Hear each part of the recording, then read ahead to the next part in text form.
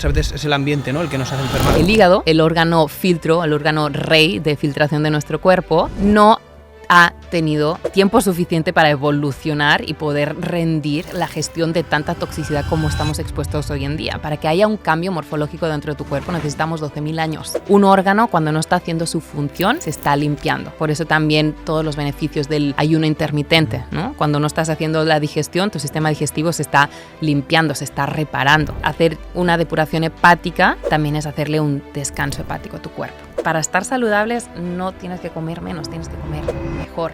No te enfoques en perder grasa o perder peso. Enfócate en ganar masa muscular y verás cómo todo va a cambiar. Observa tu cuerpo y él te indicará cómo debes alimentarte en el momento de vida en el que te encuentras.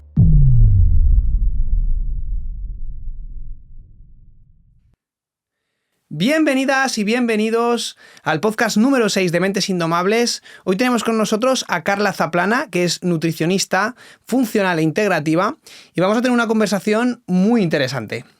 Carla, ¿cómo estás? Muy bien, gracias por la invitación. Me gusta estar aquí. Para nosotros es un placer tenerte aquí. Además, creo que va a ser muy interesante porque, bueno, tú realmente has sido 8 años vegana. Sí. Y ahora no tanto, ¿no? No, ahora ya no soy vegana. ¿Hace cuánto tiempo? Pues hace un par de años que ya incluyo el huevo de forma habitual en mi alimentación, y a finales del año pasado ya el pescado y marisco también forman parte de mi rutina alimentaria. Ya recientemente has comido algo de carne en Chile, me has dicho. Sí, en la última visita en Chile volví a probar la carne. Al principio me sentó, lo probé como 3 veces. La primera vez fue como obviamente mi estómago lo resintió porque no está acostumbrado, pero después ya fue mejor. Por ahora lo he probado. No sé si lo voy a incluir, pero sí lo volví a probar. Bueno, yo creo que la vida al final es cambio, es experimentación y... Escuchar lo que el cuerpo necesita o lo que te apetece, y durante diferentes etapas de tu vida tu cuerpo va necesitando diferentes cosas, así que no hay más que escucharlo. Sin seguir dogmas o doctrinas, o escúchate. Es la verdad más cerca a la absoluta. Vale, ¿y por qué empezaste a introducir otra vez alimentos de origen animal? ¿Por algo en especial o...? Yo estoy muy agradecida de haber seguido esta alimentación, ¿no? Haber eliminado productos de origen animal en su momento. Aprendí mucho, a mí sí me funcionó para lo que buscaba en ese momento, que era deshincharme, mejorar mi piel, mejorar mi energía. Eso fue porque me fui a vivir a los Estados Unidos y comiendo la comida del supermercado normal, como la que consumía aquí en Barcelona, de repente me hinché muchísimo. Mi piel empeoró mucho y mi estado de ánimo estaba por los suelos, ¿no? Y dije, pues con mi fe a los alimentos serán los alimentos que me van a ayudar a recuperarme y a sentirme bien de nuevo. Entonces empecé a limpiar mucho mi alimentación con alimentos más orgánicos.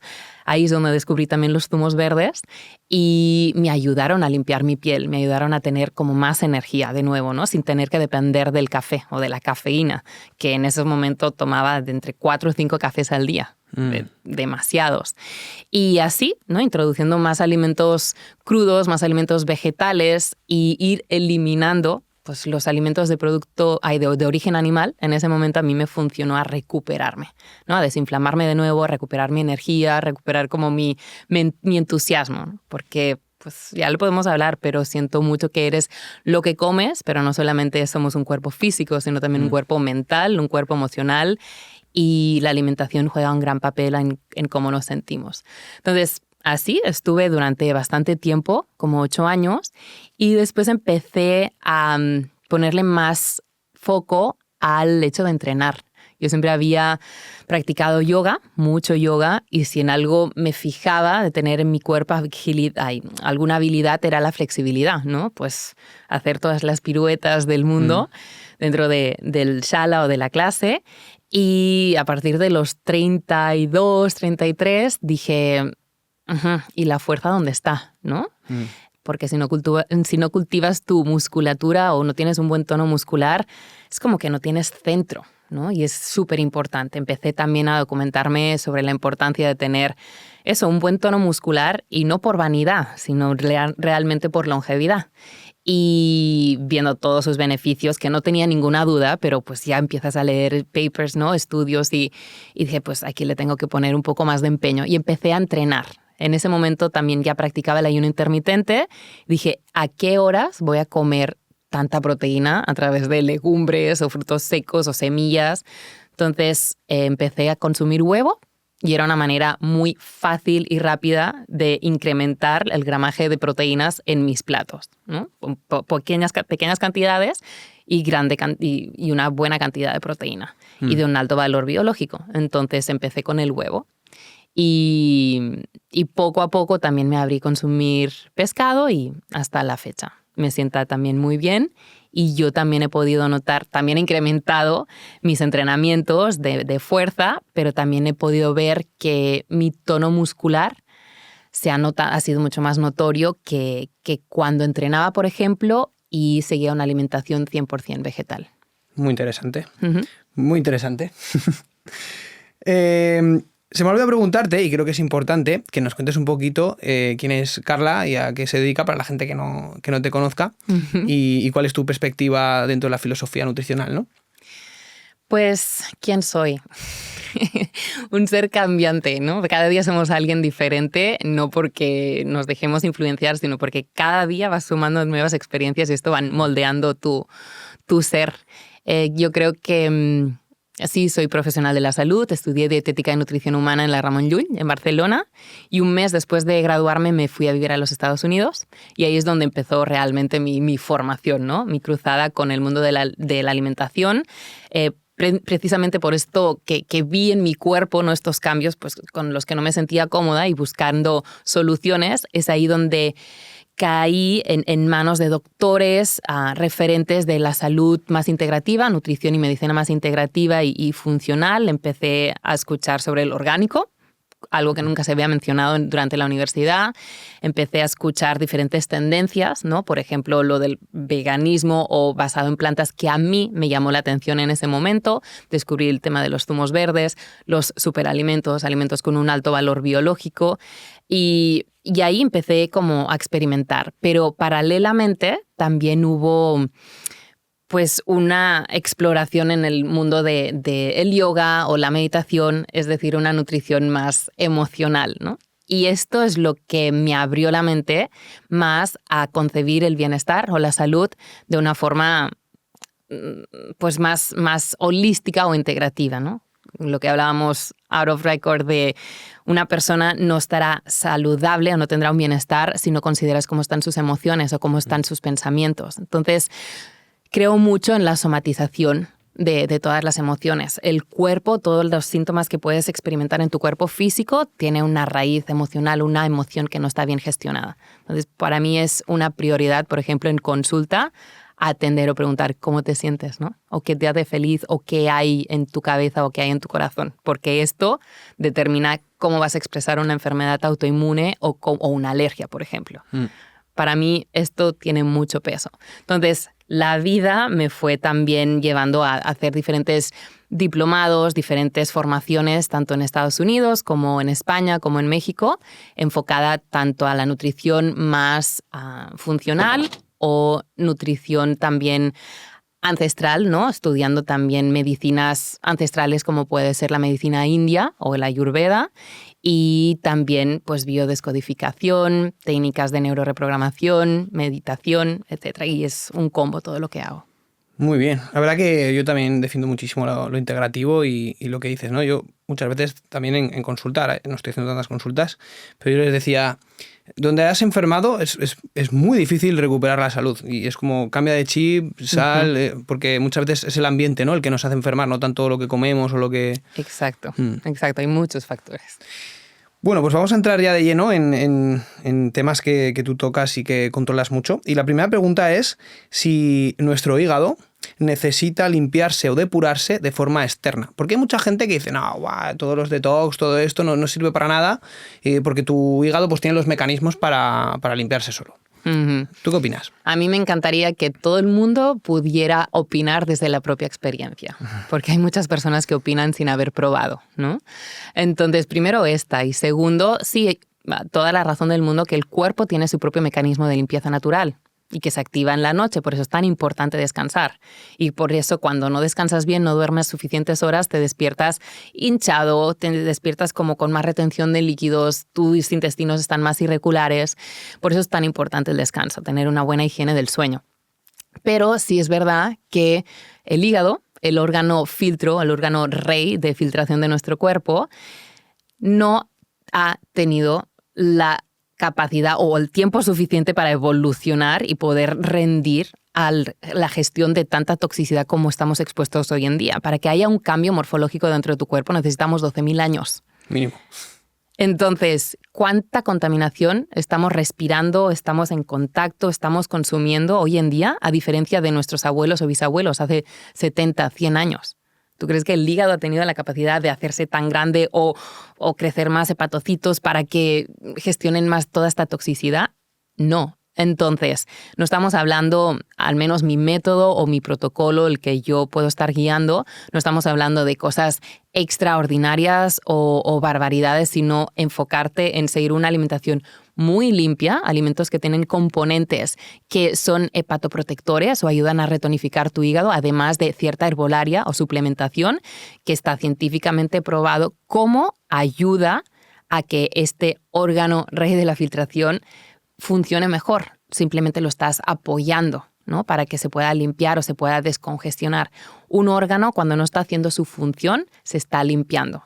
Por eso también todos los beneficios del ayuno intermitente, ¿no? Cuando no estás haciendo la digestión, tu sistema digestivo se está limpiando, se está reparando.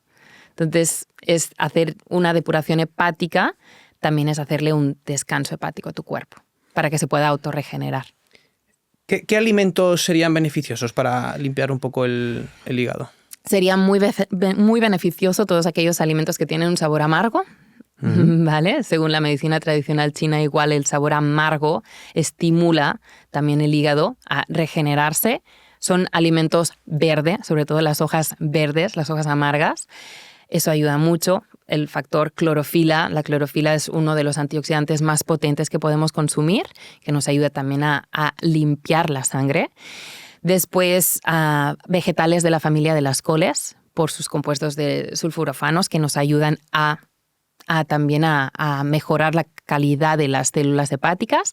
Y ajo y cebolla, por ejemplo, por sus compuestos en azufre, también ayudan al hígado. Esto es de los alimentos que incluyo, por ejemplo, dentro de mi protocolo. También otros alimentos que puedan ser más quelantes, que ayuden a limpiar también de metales pesados, como el cilantro, por ejemplo, o algas o microalgas como la clorela o la espirulina. Eso también nos puede ayudar. Y otro tipo de herbolaria, ¿no? Como, por ejemplo, serían el cardo mariano o la alcachofera, que son excelentes para ayudar a regenerar el hígado, aunque tenemos que vigilar porque son plantas muy potentes y no se puede hacer un consumo, no podemos abusar de ellas. Yo las limitaría a 5 o 10 días y hacer un intensivo para recuperar el hígado. Y después otras infusiones como diente de león o boldo también son muy buenas. Interesante. ¿Cómo saber si tenemos hígado graso, tenemos un principio? Creo que alguna vez has hablado también que tiene que ver con el olor, ¿no? Y cosas así.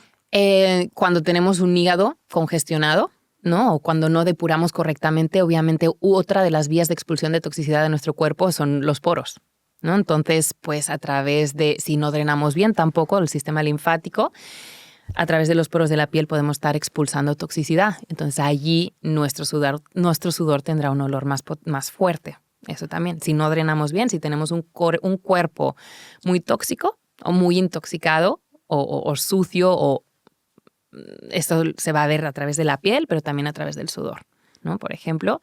¿Y cómo saber si tenemos un hígado graso? De hecho, entre el 25 y el 30% de la población a nivel mundial tiene algún tipo de afectación en el hígado, una afectación hepática.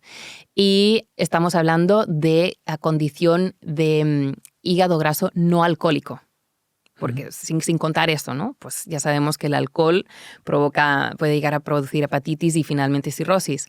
Pero hablando de personas que siguen una alimentación muy desequilibrada o muy mala, donde consumen muchos ultraprocesados, donde tienen una vida muy sedentaria, consumen muchos azúcares refinados, muchos procesados o harinas refinadas, el hígado tiene o puede con mucha facilidad a congestionarse y padecer de hígado graso, ¿no? Y es una de las enfermedades o condiciones físicas silenciosas de la actualidad. De hecho, salía un artículo en El País que decía que 1/3 de los casos de trasplante de hígado fueron fallidos porque encontraban que los hígados de los donantes estaban en un estado de hígado graso. Es más común de lo habitual. Uh-huh. Pues fíjate el estilo de vida de gran parte de la población, ¿no? ¿Y qué consejos nutricionales podríamos aplicar? Además de que hay algunos alimentos, algunas infusiones, Uh-huh. ¿cómo debería ser nuestra alimentación para proteger nuestro hígado? Primero, yo siempre tengo una expresión que dicen, dejen salir antes de entrar, ¿no? Porque si tú tienes una espina clavada, por más agua oxigenada que le pongas o una tirita que le pongas, eso no se va a cerrar, no se va a cicatrizar. Entonces, primero, quítale a tu cuerpo aquello que le está dañando. Entonces, alcohol, ya sabemos que es una gran toxina, aunque esté popularmente aceptado. Socialmente es algo muy, muy habitual de que hacer, no, pues vamos a tomar una cervecita o una copa de vino, pero realmente es una gran toxina para así a nivel del sistema neuronal, pero también a nivel hepático. Después los ultraprocesados, que ya sabemos que todo aquello que no sabes pronunciar o que no sabes identificar en una lista de ingredientes, en esos paquetes que llamamos comida, que realmente son productos que se pueden comer, comestibles, pero eso no es alimento realmente. Esas es 240 o que pronuncias porque es una letra y un número, pero no sabes ni lo que quiere decir. Muy pocas se salvan. Tu cuerpo lo va a tratar como si fuera una toxina, ¿no? Todo esto también eliminado. Harinas y azúcares refinados. Estos son, de hecho, el gran enemigo o precursores de gran parte de esta inflamación que está sufriendo la mayoría de la población, ¿no? Eso también eliminarlo. Y después, ¿en qué sí enfocarnos? Yo pues soy una gran defensora del consumo de alimentos de origen vegetal, sobre todo estos que tienen una alta cantidad de antioxidantes, como son las hojas verdes, ¿no? Estamos hablando de lechuga, de rúcula, de kale, de canónigos, de espinacas, por ejemplo, y otro tipo de vegetales que podemos encontrar, no sé, judías verdes, calabacín, todos los vegetales y sobre todo de temporada. Y después proteína de buena calidad, ¿no? No estos ultraprocesados o embutidos, sino carne buena, pescado bueno, huevos también de orgánicos, ¿no? Y grasas saludables. Llámese aceitunas, llámese aguacate o aceite extra virgen, ¿no? El aceite tiene que ser extra virgen, si no ya está más procesado y no tiene tantas vitaminas. Y ya puede estar, en cierto modo, más oxidado. Entonces, esto y fruta, yo te diría fruta que tenga menor cantidad de azúcares, sino frutas más ácidas, frutas que tengan un bajo índice glicémico como los frutos rojos, ¿no? Arándanos, moras, frambuesas, las fresas, esas indicaría. ¿Y la carne no la has mencionado? Sí, he dicho carne de buena calidad. Ah, bueno, has dicho huevos, pero pescados. igualmente, para descongestionar el hígado, no aconsejaría consumir mucha carne roja. No estoy hablando de su alto valor biológico, que sí la tiene, pero pues requiere más energía para ser procesada que, por ejemplo, un huevo o un pescado blanco, ¿no? Que se deshace más. O sea, requiere más energía por parte de nuestro sistema digestivo. Entonces, si queremos, todo está ligado, ¿no? El sistema digestivo no es independiente del sistema hepático. Entonces, hacer unas digestiones más fáciles y más ligeras también va a contribuir que tu hígado no tenga tanto trabajo. Entonces, yo soy partidaria de si nos estamos enfocando en la salud del hígado y necesitamos limpiarlo y descongestionarlo, por unas semanas seguir una alimentación así como acabo de mencionar. Muy bien. Uh-huh. ¿Y podrías darnos algún consejo para la gente que está estreñida y le cuesta ir al baño? El mal de mucha gente, sí, mucha gente está... Mira, yo creo que gran parte del motivo por el cual hay tanto estreñimiento es a nivel emocional, es el estrés, ¿no? Que vamos como así, súper apretados. Entonces, el estrés también mata nuestra microbiota, ¿no? Y uno de los roles entre los miles que tiene la microbiota es regular también el tránsito intestinal. El estrés mata nuestros bichos buenos, nuestra microbiota. Si hay una disbiosis, también puede estar condicionando cómo vamos al baño. Tomar agua. La hidratación es clave, pero también agua tibia o agua caliente ayudará a dilatar, también a relajar nuestro tubo digestivo, ¿no? Nuestros intestinos. También el consumo de fibra soluble, llámese chía o linaza, ¿no? Que podemos también dejar en remojo toda la noche y su fibra soluble lo que hace es absorber el agua y queda como una gelatina que lubrica las paredes intestinales y te ayuda a ir al baño. Después, ¿qué más? El descanso. Un buen descanso también influye en cómo nuestro cuerpo gestiona después la evacuación de todos los residuos que va acumulando durante la noche, que decíamos, ¿no? Que por eso se prende el mecanismo de limpieza natural del cuerpo en la noche. Y masticar.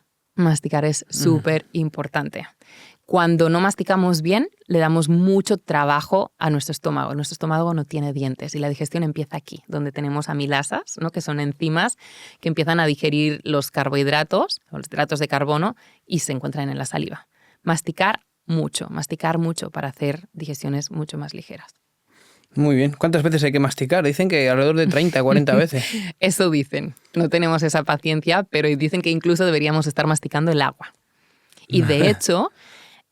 también tiene lógica porque no vamos a absorber nada que no esté a la temperatura de tu cuerpo. No vamos a absorber, Entonces, cuando tú estás masticando, haces también que la temperatura del alimento se equipare a la temperatura del cuerpo. Entonces, incluso, ¿no? Como pasar el agua por la boca. Pero, o un zumo verde o un batido verde, no se trata de hacer gluc, gluc, gluc, tomártelo de una, sino masticar. Masticar, emulsionar con la saliva, que por eso tiene una función también. Y ahora que hablas del agua, ¿toda el agua nos hidrata? Yo siento que el agua que encontramos en la llave de nuestra casa, de nuestros hogares, es potable, por suerte, ¿no? Bueno, y en algunos casos no. En algunos pueblos o en algunos casos, la mayoría de las personas que estaremos viendo esto, tenemos el privilegio de tener agua potable en la llave de casa, pero esto no quiere decir que sea de buena calidad, ¿no? Para que un agua te hidrate debe estar provista de sales minerales igualmente, ¿no? Sodio, potasio, magnesio, porque esto es lo que hace que se absorba correctamente el agua por parte de nuestro cuerpo. Entonces, no toda el agua es igual. El agua de baja mineralización, que pues hace unos años también se hablaba de ello y de lo limpia que era o de lo suave que era, sí, para bebés, ¿no? Para niños pequeños, para personas que tienen problemas renales, puede ser aguas muy adecuadas, pero para adultos sanos sí necesitamos agua provista de electrolitos, porque son los responsables de intervenir en muchas funciones y reacciones bioquímicas de nuestro cuerpo. Yo también lo creo. Y en este aspecto, entonces, has hablado del sodio. ¿Qué ocurre con la sal? ¿La sal hay que utilizarla, no? Sí, yo sí soy partidaria, aunque durante la depuración hepática, los 2 primeros días sí recomiendo eliminar la sal, también para darnos cuenta, ¿no? De lo enganchados que estamos a potenciadores de sabor. Pero, y también depende del caso, ¿eh? Hay casos y casos donde la sal no la elimino, no la quito, pero la sal es necesaria. La sal, el sodio, de hecho la sal común tiene un 40% de sodio. La sal sí es muy necesaria, la recomiendo y juntamente también con otros minerales que podremos encontrar en los vegetales, ¿no? O cierto tipo de frutos secos o semillas, que yo sí también soy partidaria de su consumo. Sal, pero debemos vigilar cuál es la que estamos consumiendo. La sal blanca y refinada está, por favor, la sal convencional de mesa, por favor, dejen de utilizarla porque es altamente procesada, blanqueada, pasa por procesos químicos donde se le agregan además diferentes compuestos tóxicos como antiglomerantes, por ejemplo, ¿no? Y se blanquea. Entonces, las mejores sales, desde mi punto de vista, es la sal de mar, la sal celta también puede ser, y también la sal Maldon, que son como más cristales más grandes, ese también. Y la sal de Himalaya hay controversia, ¿no? Estuvo muy de moda durante mucho tiempo. Ahora se ha visto también que puede estar altamente contaminada con metales pesados. Y su color es debido porque tiene una alta concentración en hierro, pero a diferencia de la sal marina, la sal de Himalaya le falta yodo o tiene pequeñas cantidades de yodo y el yodo es un mineral muy importante para la salud. Mucha carencia, ¿no? De yodo. Para la salud tiroidea, sí. Yo ahí suelo incluir bastante nori, porque como Las tampoco algas. tomo mucho pescado, pues voy metiendo... Ujú. Vale. Y... Bueno, allí, o sea, el pescado, los peces de que se alimentan también de plancton, de algas, entonces la fuente original, Claro. algas. Vale. Entonces, claro, realmente el problema no es la sal, ¿no? Debe ser el azúcar, digo yo. Sí, sí. Vale. Y la gente es muy adicta al azúcar. ¿Tú cómo podríamos sustituir el azúcar? Mira, en los primeros pasos, ¿no? Los primeros pasos te diría, fuera azúcar, busca otras alternativas. Si vamos muy, muy, muy lentamente, te diría, busca azúcar de coco, que tiene un índice glucémico más bajo, o azúcar de dátil, pues que tendrá un poco de fibra o vitamina K, o miel, ¿no? Que le puedes agregar, pues que tendrá otras vitaminas. Pero si buscamos edulcorantes libres de calorías, yo te recomendaría la stevia pura, ¿no? Es hoja deshidratada, triturada y este color verde. Esta es la stevia pura. Sí. O fruta del monje. Fruta del monje. Por ejemplo, ¿no? Mi recomendación es aprende a saborear y a disfrutar del sabor de los alimentos reales, sin agregarle nada más. No hace falta. Esta es la clave. Pero como a modo transitorio, pues puedes buscar estas opciones. ¿Y cómo podemos quitar los antojos de azúcar? Mira, hidratación es súper importante. Después el descansar bien también. Porque obviamente si tú no descansas te sientes sin energía y lo que vas haciendo es buscando estimulantes como alimentos o bebidas con cafeína o estimulantes y alimentos que tienen azúcar para que te produzcan este rush, ¿no? Estos picos de glucosa en sangre y vas todo el día como un yo-yo, ¿no? Como que subidón de energía, pero después esas bajadas y esto lo único que haces es predisponerte a tener prediabetes o diabetes. Entonces, descansar e hidratación. Hacer una buena limpieza a nivel digestivo, porque cuando limpias tu sistema digestivo, cuando limpias tu paladar, los antojos se van. Y después incrementar el consumo de proteína y grasas saludables, porque esto te va a mantener saciado. Sin duda.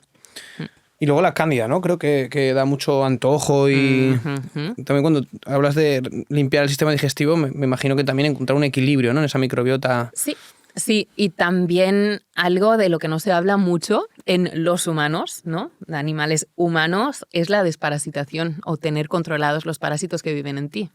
Sí. Y ahora aquí la gente dirá, ¿cómo que parásitos? No, tú le das un antiparasitario a tu perro, a tu gato y duermen contigo y te dan besos en la boca. ¿Y tú crees que no tendrás parásitos? Claro que tienes. El tema es que quizá no se expresan o no de repente tienes una sintomatología tan exagerada pero todos somos host o estamos hospedando parásitos, ¿no? Entonces, la cándida, un parásito no es una relación win-win o de simbiosis como tenemos con nuestra microbiota. Un parásito es un ser, ¿no? Ya sea un virus, una bacteria o un parásito más grande, un gusano, hay diferentes tipos de parásitos que se aprovecha de ti, pero tú no ganas nada a cambio, ¿no? Entonces, cuando hay un sobrecrecimiento de cándida, que es un hongo, una levadura, ahí hay un descontrol y empieza a provocar comportamiento en ti que no es propio de ti, no tendría que ser, o sea, no sería como tu voluntad. Hay un libro súper interesante, Juan, que se llama, no lo he encontrado en español, pero se llama This is Your Brain on Parasites, ¿no? Que ese es tu cerebro cuando tiene parásitos, de Kathleen McAuliffe, creo que se llama, donde se demuestra cómo el parásito dentro de su host, ¿cómo se llama? De su huésped, ¿no? Que le hace cambiar, o sea, le hace cambiar neurotransmisores y le hace producir neurotransmisores diferentes y le cambia su conducta. Tal punto que un parásito domina a una hormiga que se ponga en la punta del pasto para que la oveja se la coma, porque ese parásito solo puede reproducirse en los intestinos de una oveja. Eso es uno de los 1000 ejemplos que salen y aparecen en este libro. Entonces, te cuento esto porque la cándida como la mayoría de los parásitos, se alimentan de azúcar. Entonces, por eso las personas que tienen sobrecrecimiento de cándida tienen antojos de azúcar todo el día. No eres tú solamente, son tus parásitos que para seguir reproduciéndose, para seguir manteniéndose, te piden que comas azúcar. Entonces, lo primero que tienes que hacer es cortar con el azúcar de raíz. Ujú. Sí, para poderlos controlar. Si no tienen alimento, se van a morir. Claro. Entonces ahí iría bien una alimentación baja en carbohidratos, ¿no? Correcto. Ujú. Sí. ¿Qué opinión tienes tú de la alimentación baja en carbohidratos? Buena. Sí, sí. Y de hecho, yo también la he estado experimentando. Me ha sentado muy bien. De hecho, he sentido que me he desinflamado. Lo que no estaría tan de acuerdo es en una alimentación keto a largo plazo y como estilo de vida. Porque siento que sí es necesario cierta cantidad de carbohidrato y sobre todo en la mujer. Porque si no puede haber una afectación a nivel tiroideo. Y puede llegar a provocar desequilibrios a nivel hormonal. Sí, Me he encontrado en sí. consulta con mujeres que han hecho mucho ayuno intermitente, dieta keto muy estricta y su salud hormonal se ha ido al del revés. Yo siempre hablo como que realmente si te encuentras un frutal, ¿qué vas a hacer en una época de escasez? Te lo comes. Entonces realmente tiene que haber etapas de consumo de carbohidrato y de excederse y un equilibrio, ¿no? Lo que yo creo que también le pasa mucho a las mujeres, y no sé si estarás de acuerdo, es que tienden a comer poco. Ensaladita, pechuguita, y es como lo socialmente aceptado para ellas, y realmente no, o sea, hay que comer, hay que alimentarse, ¿no?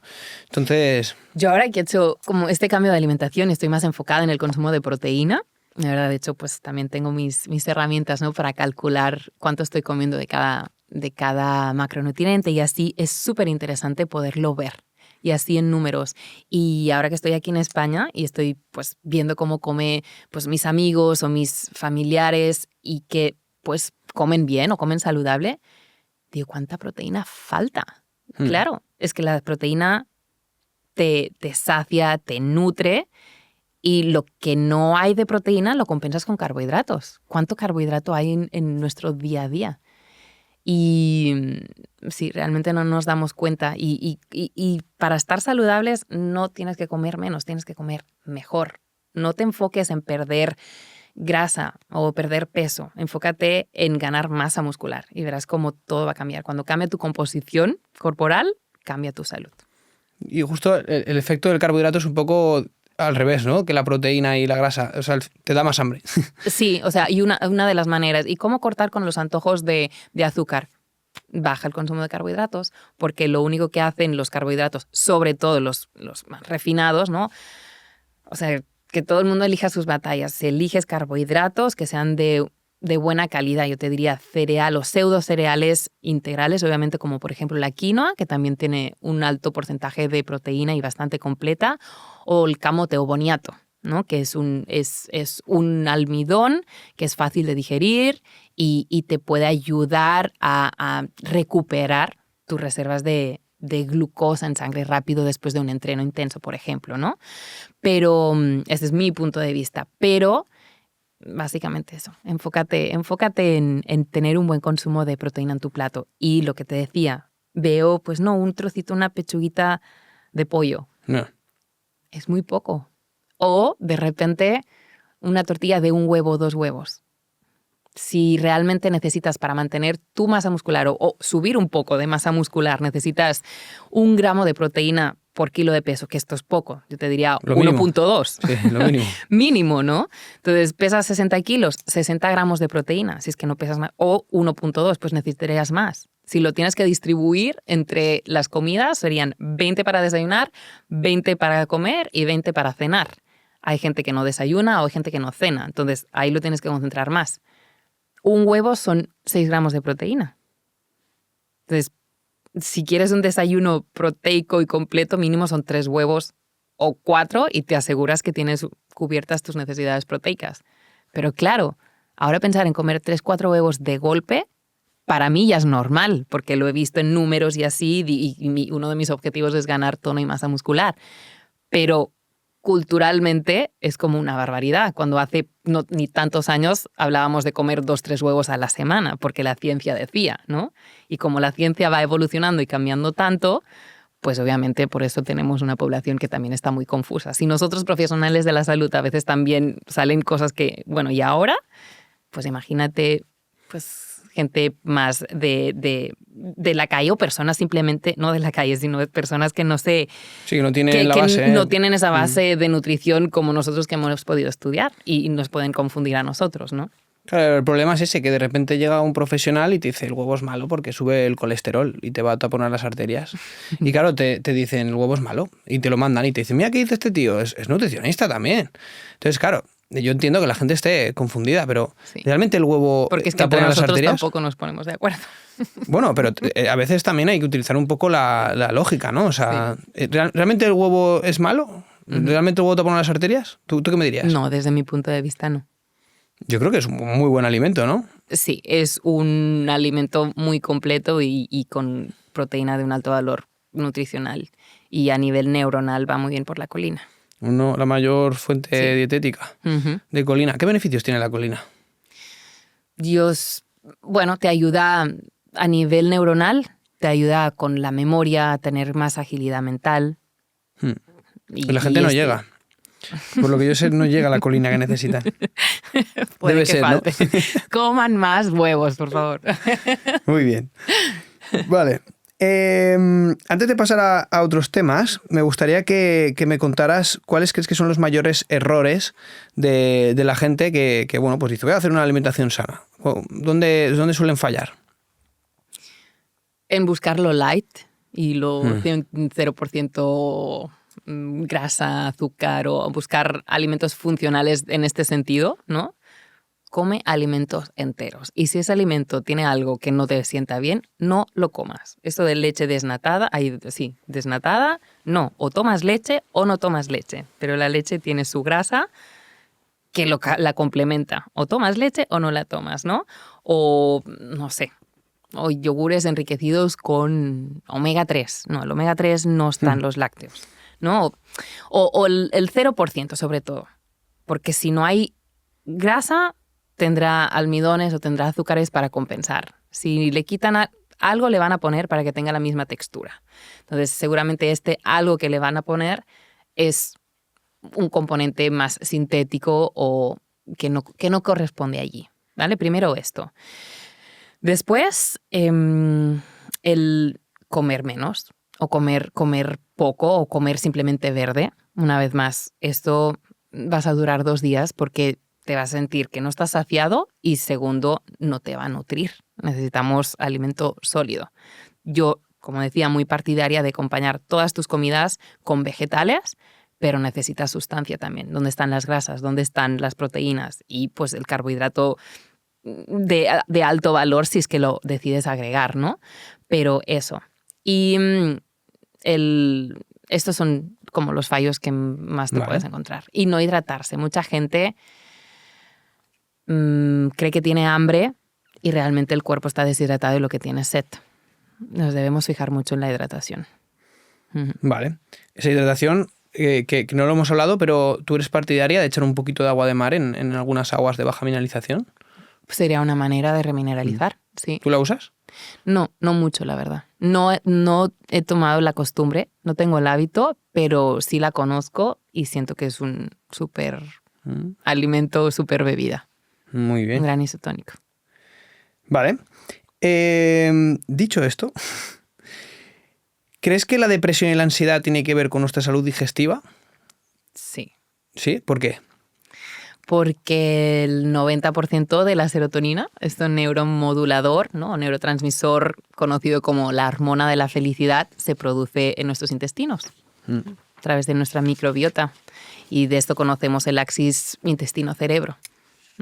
Porque todo lo que pasa en nuestros intestinos repercute a cómo pensamos, en cómo nos sentimos. Es súper importante tener un buen equilibrio a nivel intestinal.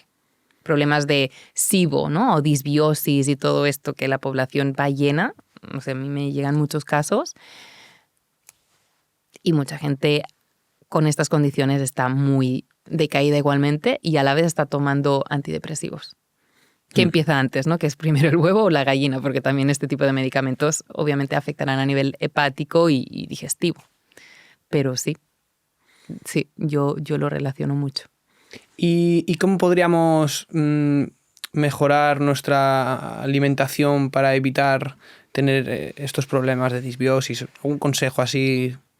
Por disbiosis o para subir el ánimo, ¿no? Sí, De alguna sí, manera. para subir el ánimo. Sí, bueno, pues el triptófano Ujú. es una pieza clave que encontramos pues, en semillas o podemos encontrar también en el plátano o algas igual. También prebióticos, que son estos alimentos que ayudan a alimentar nuestras bacterias buenas dentro de nuestros intestinos, o alimentos fermentados, como kimchi o chucrut o kombucha, esa bebida que pues ahora es más conocida, pero vigilando que no tenga demasiados azúcares agregados. Y los prebióticos, que como decía, son alimentos que tienen pues fibra y algunos oligoelementos que ayudan a alimentar a nuestras bacterias, ¿no? Esto sería. Y controlar el estrés. El estrés, siempre entra el estrés. Sí, es que lo mata todo. Sí, es El estrés terrible. lo mata todo. Has mencionado el plátano y creo que tienes como algunos consejos para comer la fruta, ¿no? Para hacerlo de manera idónea. ¿Cómo hay que comer la fruta? Aquí hay también controversia, la verdad. Es un melón este también. Este Nunca también, mejor dicho. abrimos un melón. Es desde el punto de vista higienista, que es con el que empecé a formarme yo, la fruta se tiene que consumir sola o antes de las comidas, porque tiene unos tiempos de digestión más cortos que, por ejemplo, las grasas, las proteínas o los carbohidratos más complejos, ¿no? Entonces, el higienismo defiende pues, el consumo aislado o antes de otros nutrientes, otros alimentos que sean más difíciles o que tomen más tiempo de digerir para que no fermente, estos azúcares de la fruta no fermenten en tu estómago, ¿vale? Este era uno de los razonamientos. Y para personas que pues, consumían fruta después de las comidas y les pasaba esto, esta hinchazón o pues, más gases, hacer estos cambios les puede funcionar muy bien. Ahora bien, recientemente también se ha puesto mucho en auge lo del controlar los picos de insulina en sangre. Si tú consumes frutas, sobre todo frutas más dulces o neutras, no las ácidas de muy poca cantidad de azúcar, sino pues más un mango, uvas o higos o estas frutas sí contienen azúcares simples. Entonces, lo que provoca en tu cuerpo es que pues, una subida de glucosa y obviamente pues, una reacción de insulina, ¿no? Para controlar los picos de glucosa en sangre, es bueno que cuando consumas alimentos ricos en azúcares, sea junto con otros alimentos o el mismo alimento que contenga fibra, grasa o proteína. Entonces, en este caso, lo mejor sería consumir la fruta al final o de postre, ¿no? Porque cuando ya te has llenado de el pescado, o el huevo, o la carne o una legumbre o un cereal, pero que ya tiene más fibra, eso hará que los azúcares de la fruta se vayan absorbiendo de una forma más paulatina, más lenta y no provoques esos picos de insulina. Entonces, Tenía entendido como que la fruta acelera el vaciado gástrico. Entonces, muchas veces después de comer, cuando metes carne, necesitas que ese estómago pues trabaje bastante, ¿no? Necesitas que sea lento el vaciado gástrico. Pero bueno, a ver, vuelve. como que la fruta, los azúcares simples, al final aceleran el vaciado gástrico. Entonces, hacer una comida y después tomar fruta, dependiendo de lo que hayas comido, puede que no sea lo mejor, ¿no? En ese aspecto. No, porque la comida la proteína requiere más tiempo de digestión, claro, y queda todo allí. Todo como el azúcar. Claro, es difícil. Sí. Yo no sé, me acuerdo ahora cómo se llama la chica que medía siempre la glucosa y tenía unas tablas. Bueno, Glucose Goddess. Sí, exacto. Sí. Que tuvo un boom increíble, ahora sí, no sale tanto, pero bueno. Ella tenía una gráfica muy interesante de juntando el jamón con melón. Entonces, claro, yo siempre digo, ¿quieres comer fruta? Cómela con jamón. Porque el jamón realmente es una proteína que no necesita tanto procedimiento como una carne. No es un bistec, no es un filete. Y está curada. Ajá, exacto, y es muy fino. O sea, es mucho más fácil de digerir que no un entrecot, está claro. Y precisamente por eso, porque ahí mezclas grasa, proteína con el azúcar del melón. Por eso baja el índice glucémico. Exacto. O sea, la rapidez de la absorción del azúcar del melón. ¿Y tú cuánta importancia le das a los suplementos en un estilo de vida saludable?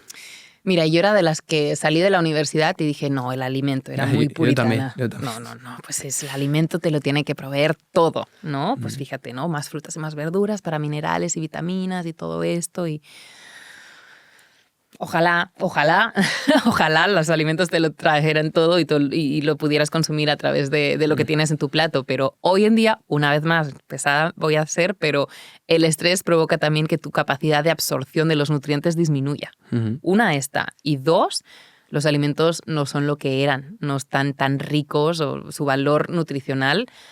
Hay estadísticas, hay comparativas, hay estudios que miran o analizan diferentes tomates, ¿no? Un orgánico o uno convencional, donde el orgánico tiene más valor nutricional o tiene más cantidad de ciertos nutrientes o minerales, ¿no? Entonces, los alimentos que hoy en día consumimos, si no son orgánicos, que pues la mayoría de personas no tenemos acceso o no lo consumimos todo orgánico, ese alimento ya tiene menos valor nutricional. Entonces, para compensar eso... sí que los suplementos pueden ser una buena ayuda, un buen complemento en nuestro estilo, en nuestro estilo de vida saludable. Yo sí los consumo y sí los recomiendo en mis consultas o en mis programas. No me gusta llenarte de suplementos. Siento que hay algunos que son básicos y siempre es bueno personalizar, pero sí defiendo el consumo de suplementos. ¿Y cuáles son esos básicos para ti? Para mí el magnesio. Y el que suelo recomendar es el glicinato de magnesio, porque es de fácil asimilación para el cuerpo, ¿no? Y pues nos ayuda a relajar a nivel muscular. También, mira, el magnesio nos ayuda a regular también el tránsito intestinal, aunque el citrato de magnesio en este caso es mejor. Pero el glicinato de magnesio es uno de los que recomiendo. Después el omega 3. Que también pues vamos todos muy inflamados. Entonces el omega 3 es este ácido graso esencial que es pro antiinflamación y también nos ayuda, es vasodilatador, nos ayuda también a proteger a nivel neuronal y también nos ayuda para cuando nos sentimos más decaídos o para estados leves de depresión. El omega 3 también está muy bien.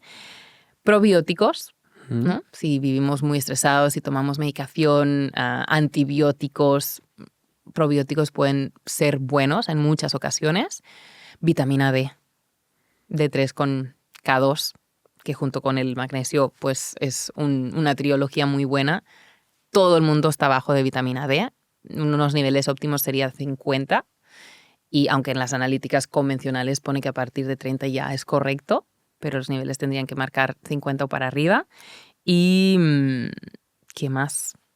Estos serían mis básicos, creo. Muy bien. ¿Por qué has dicho que es una muy buena trilogía? Vitamina D, K2 y magnesio. Porque normalmente la gente los suele separar. Sí, o sea, tomarlos conjuntamente, o sea, no, bueno, sí, a la vez, porque son ayudan mucho sobre todo a la fijación y a la salud ósea. Sí. Muy bien. Y así como antioxidantes, ¿cuál meterías? El glutatión. El glutatión es uno de los antioxidantes más potentes que nosotros mismos producimos, nuestro hígado produce. Y precisamente si tenemos un hígado comprometido, un hígado graso, nuestro hígado no estará produciendo glutatión como debidamente, ¿no? Y el glutatión, entre otras cosas, también nos ayuda al proceso depurativo del cuerpo. Y pues como antioxidante su función es protegernos de la acción del estrés oxidativo del cuerpo, de los radicales libres, de los responsables del envejecimiento y el deterioro celular, que es, bueno, pues ahí empezamos a enfermar o los tejidos o los órganos empiezan a fallar cuando empiezan a deteriorarse. Sí, el glutatión. O sus ¿cómo se llaman? O sus precursores, ¿no? Como el NAC, por ejemplo. Tomo mucho NAC yo. Todas las noches tomo uno. Muy bien. Vale. Y vamos a hablar un poco del ayuno. Nos quedan temas muy, muy interesantes. Los jugos verdes. Los estoy dejando para el final, ¿eh? Muy bien. Y quiero que me hables un poquito del ayuno. ¿Cuántas veces deberíamos de comer? ¿Todo el mundo tiene que hacer ayuno? ¿O según...? ¿Cómo? Yo siento que esto es algo muy también personal. Si en algo creo es en la bioindividualidad, que cada persona es diferente. Y, o sea, lo que a mí me puede servir a ti capaz, ¿no? Y al revés. Entonces, yo no tengo que... Si a Juan le funciona esto al 100%, no quiere decir que a mí me funcione. Entonces, Esto es para mí lo más importante, ¿no? Escucharte a ti, no lo que ves en las revistas, en lo que puede decir o lo que está de moda hoy en día, sino a ti te hace sentido en tu cuerpo, te hace sentido temas que el sentido común puede ser a veces lo menos común de Bueno, este mundo. tampoco hemos perdido la capacidad de escucharnos, yo creo. Normalizamos muchos síntomas, ¿no? Ujú. Y bueno, o sea, para la gente es difícil escucharse. Sí, sí, sí. Y algo que me cuesta mucho enfadarme, pero si algo me da un poco de rabia es ¿por qué damos nuestro poder a un tercero? O sea, lo que tenemos que recuperar es nuestra soberanía, ¿no? Nuestro poder sobre nosotros mismos. Escuchar a un profesional de la salud, un doctor, poder leer libros documentados, está muy bien, pero escúchate a ti, ¿no? Siempre pongo el ejemplo de las nueces son muy buenas, ¿no? Omega 3, fibra, grasas saludables. Pero si tú eres alérgico a las nueces, no vas a comer nueces, por más beneficios que tengan. Entonces, escúchate a ti y ya está. Tú eres tu mejor gurú, tú eres tu mejor brújula. Tenemos que volver a recuperar esto, lo que yo llamo pues nutrición intuitiva. Pero hasta llegar a la nutrición intuitiva tienes que desaprender todo lo que has escuchado para empezar a escucharte y aprender a comer con sentido y de allí, cuando ya estás ahí, ya escuchar. Porque un día dirás, es que hoy no tengo hambre, me siento como cargado, necesito como hacer una limpieza y estás tomando agua y te preparas una ensalada o una crema de verduras o un zumo verde porque sientes que estás congestionado, como hace un perro o un gato cuando se encuentran mal o cuando están y van y solo comen pasto, ¿no? Se escuchan. Nadie les ha dicho lo que tienen que hacer. Y cuando tienen hambre y están energéticos también, comen su comida. Pues igual, ¿cómo estás hoy? ¿Qué necesita tu cuerpo? Y en la mujer es muy clave, ¿no? Cuando pasamos por las diferentes fases del ciclo menstrual y las hormonas son tan cambiantes, pues en unas semanas estamos con mucha fuerza de voluntad y tenemos más predisposición y más aguante sin comer y otros momentos tenemos más antojo y necesitamos alimentos como más densos y otros alimentos más ligeros. Escucha tu cuerpo, ¿qué te pide? ¿Sabes? No vayas contra naturaleza porque lo único que vas a hacer es estresar tu cuerpo. Entonces, pero bueno, llegar allí nos hemos desconectado tanto de nuestro instinto y nos hemos desconectado tanto de la naturaleza, de donde venimos, porque somos animales al fin y al cabo, que pues no, lo que diga Carla o lo que diga Juan o lo que diga ese libro o lo que... No, escúchate tú. Eso es lo que creo. Pero bueno, entonces con el ayuno intermitente lo mismo. También se puso de moda 16-8 y no para todo el mundo les sirve. Para nada. Hay personas que hacer ayuno intermitente les puede, una vez más, desequilibrar todo el sistema endocrino. Y hay personas que hacer ayunos de más de 16 horas les puede venir como anillo al dedo, ¿no? Yo aquí, pues sí utilizo mucho mi formación también en Ayurveda, pero que es el símil es en los diferentes biotipos, ¿no? En una mente o hablando de una forma más occidental, los biotipos ectomorfo, mesomorfo o endomorfo. Las personas que tienden a perder peso muy rápido, que son muy delgadas, a esas personas que son aire, que nada pierden peso, que tienen anemia, que están muy en la mente pero poco pies en la tierra, ¿qué los va a enraizar? El alimento. Son personas que no pueden estar muchas horas sin comer. Necesitan comer más constante, quizá menos cantidad, pero más constante para pies en la tierra y hacer ayunos de 16 horas los matas.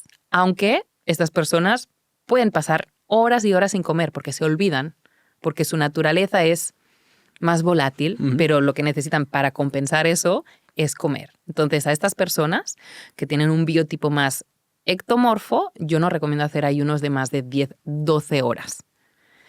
A personas que tienen una constitución más mesomorfa, que pues es la mayoría de nuestra sociedad, que tenemos una constitución pues más atlética o peso normal, somos más fuego o pues a nivel de carácter o así como más liderazgo, estas personas, seguir un ayuno de 16 horas, aquí es correcto.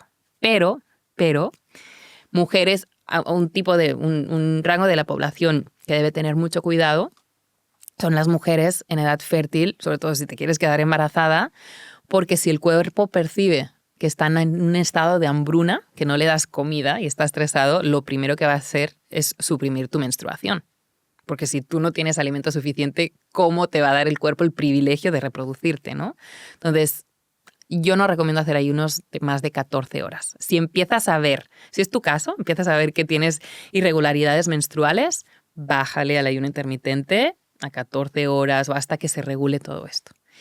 Y después un biotipo más endomorfo, que son personas que tienden a acumular, ¿no? Ya sea peso, retención de líquidos, colesterol, diabetes, al contrario del ectomorfo. A esas personas ayunos de 16, incluso 18 horas les puede beneficiar muchísimo.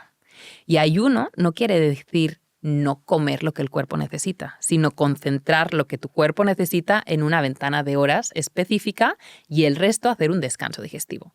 Porque cuando el sistema digestivo no está digiriendo, se está limpiando. Y es muy importante.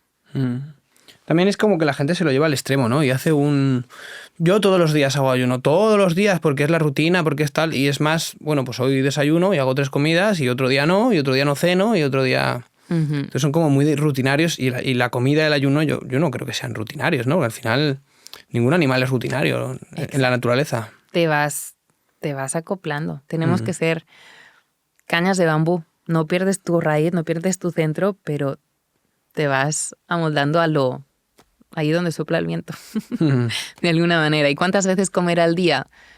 Pues yo siento que 2, 3 veces bien comidos, o sea, que tengan los platos un alto valor nutricional, sobre todo que no le falten las proteínas y las grasas y la parte de verde, antioxidantes, vitaminas y minerales, puede ser suficiente, pero asegúrate de que cubres tus necesidades. Eso es importante. Y también, pues depende, ¿no? De qué biotipo tengas, porque pues quizá necesitas comer con más regularidad. Entonces, no se puede generalizar. Ya. ¿Es un problema serio en la sociedad actual la intoxicación por metales pesados? ¿O se está exagerando? Yo creo que sí es un problema serio. Se encuentra en todas partes. Mercurio, aluminio, arsénico, plomo. Es el pan de cada día, incluso en el agua de las tuberías, ¿no? Que consumimos o con la que nos duchamos. A través de los poros de la piel también absorbemos. Entonces, sí. ¿Y qué sintomatología puede tener una persona que tenga exceso de metales pesados? Sistema inmunológico deprimido, por ejemplo. También como nulilla mental, ¿no? Como sin tener claridad mental, fatiga, cansancio crónico. Esto pueden ser algunos de los síntomas.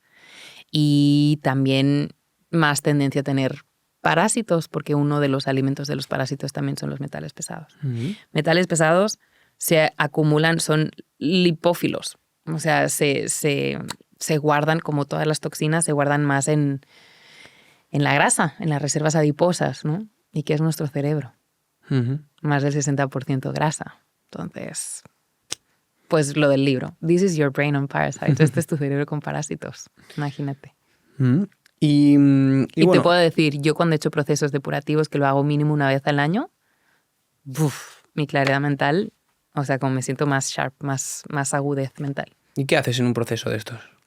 Pues lo hago a nivel natural y me ayudo a través de suplementación con minerales, zeolita, por ejemplo, para eliminar metales pesados, tierra de diatomeas y también de grado alimenticio y alimentos quelantes, como decía, clorela, espirulina o cilantro, también para eliminar metales pesados, y algunas hierbas que son antiparasitarias y desparasitantes, como son el orégano, la artemisa, así. ¿Una vez al año? Sí, no hace daño. Eso dicen. Yo tenía entendido que la clorela y la espirulina sobre todo lo que hacen es remover, ¿no? Que no son tan quelantes igual como el cilantro. Entonces, mucha gente lo suele consumir solos y realmente eso como que remueve, ¿no? Entonces necesitas algo que quele. El selenio creo que también quela bastante.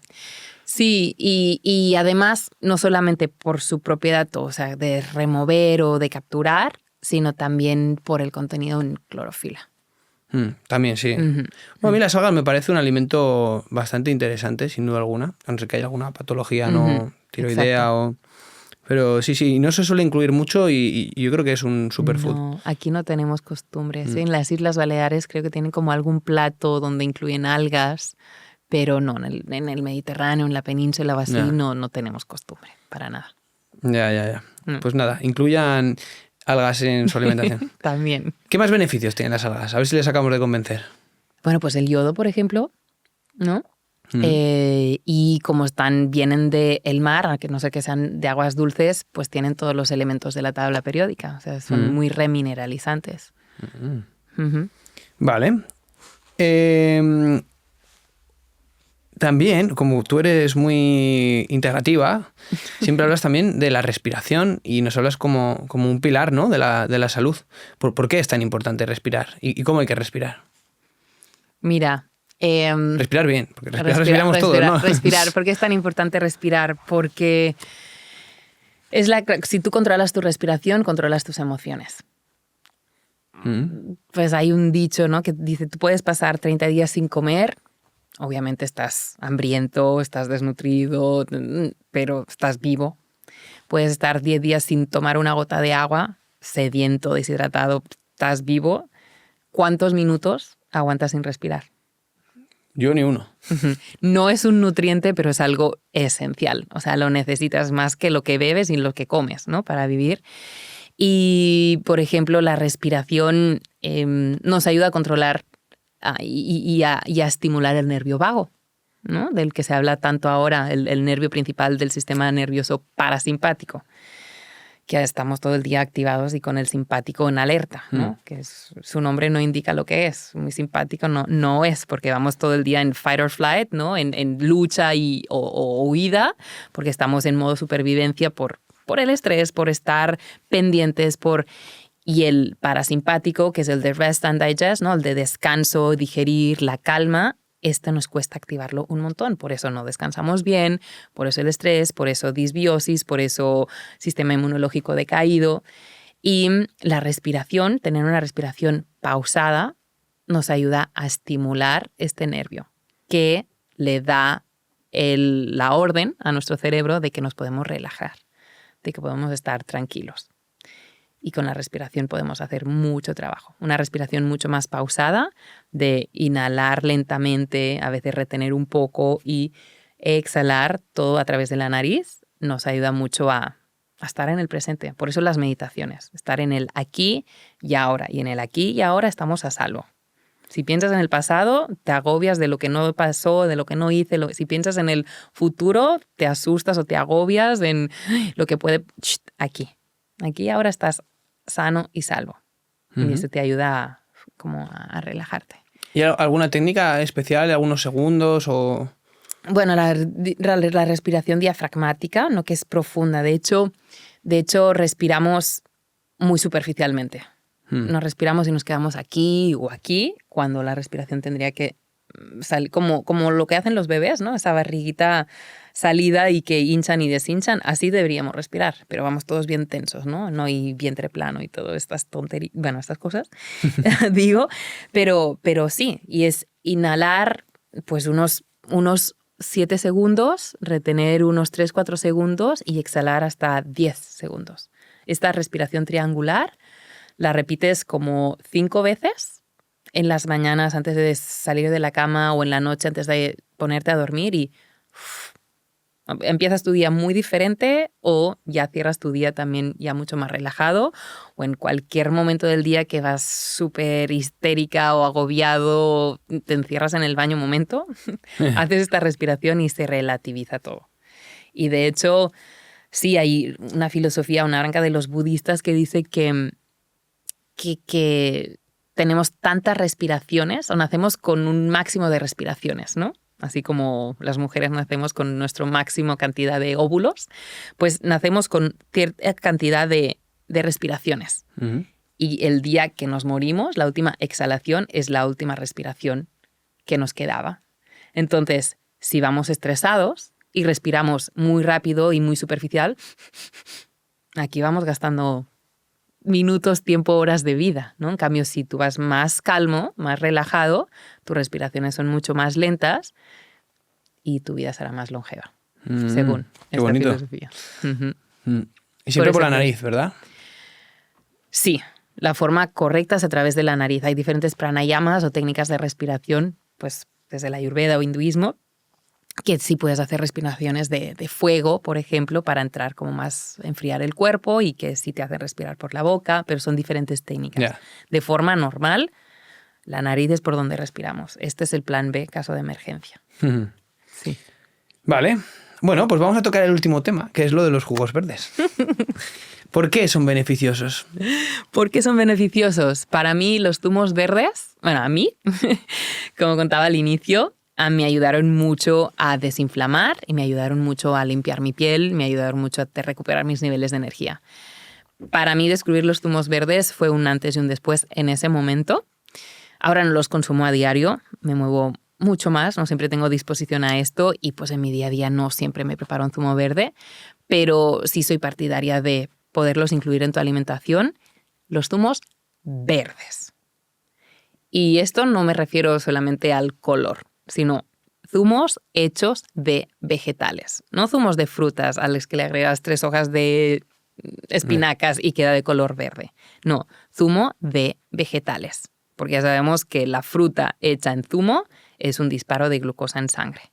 Pero un zumo verde hecho de apio, pepino, jengibre, limón y un poco de rúcula, por ejemplo, es una alta concentración de antioxidantes, vitaminas y minerales que te tomas de una.